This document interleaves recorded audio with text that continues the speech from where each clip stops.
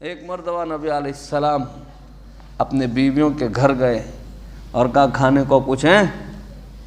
سب نے کہا کھانا نہیں ہے۔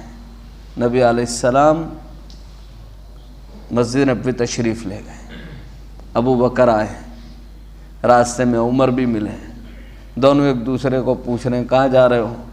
ابو بکر کہہ رہے ہیں یار بھوک نے ستایا ہے، عمر کہہ رہے ہیں ابو بکر بھوک نے ستایا ہے کہ چلو نبی علیہ السلام کے پاس جاتے ہیں، کچھ مل جائے گا۔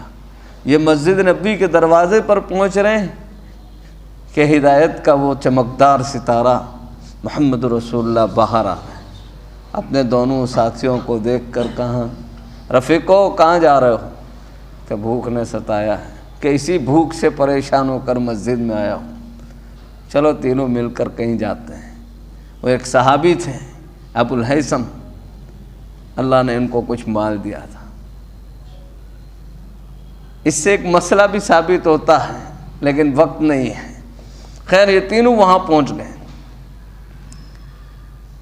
تو حضرت تو موجود نہیں تھے ابو الہیثم۔ ان کی بیوی نے دیکھا کو بزرگ ہستیاں ہمارے گھر پر تشریف لائیں، میری خوشی ہے فرشراہ۔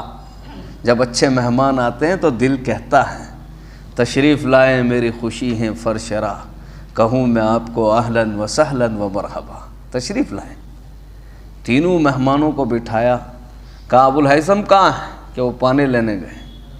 اتنے میں حضرت وہ صحابی آ گئے، انہیں بہت خوشی لگی، میرے گھر میں اتنے بڑے مہمان۔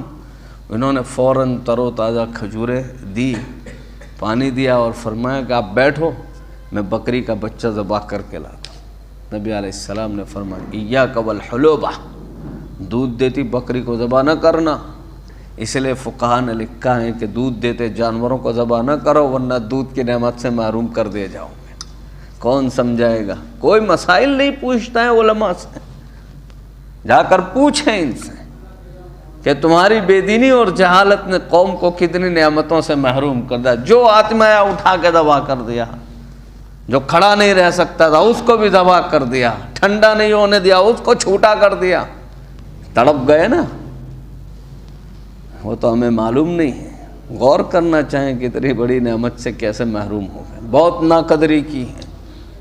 کتنے خاندان اور کتنے گھروں کے پیٹ بھر جاتے، اتنا کھانا شادیوں میں بگاڑتے تھے، بوٹی بوٹی کے لیے ترس گئے، عاجزی کرتے ہیں۔